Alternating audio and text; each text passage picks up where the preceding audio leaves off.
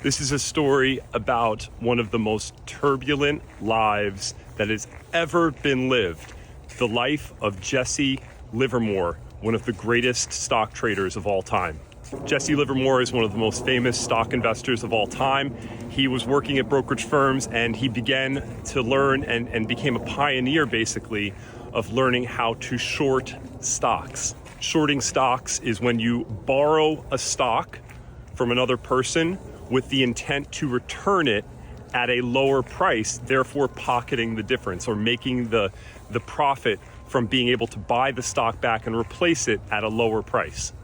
Jesse Livermore had positioned himself perfectly in 1907, and there was a stock market panic, a big one, and he ended up making $1 million in one day, an absolute fortune. But by 1915, 8 years later, Jesse was a gambler and he had lost and he declared bankruptcy. He ended up making over $100 million at that time in the stock market crash of 1927, but he also became a very, very unpopular person that became famous as the person that was blamed for basically creating all of the chaos that happened in that stock market crash.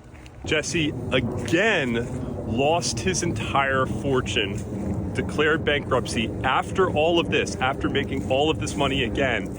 And tragically, in 1940, he ended up taking his own life. This is one of the craziest lives, one of the most interesting people I think that has ever lived. He pioneered short selling. He had some of the biggest swings in net worth that I think that people have ever had in their lifetimes. The takeaway that I have from Jesse Livermore's story is that many times when there is a person that gambles, whether it's in the stock market or anything, and they win big, we all look at that person and envy them and look up to them, when in reality, the people that gamble and win the biggest are also the people that can gamble and lose the most. And there's typically more to the story.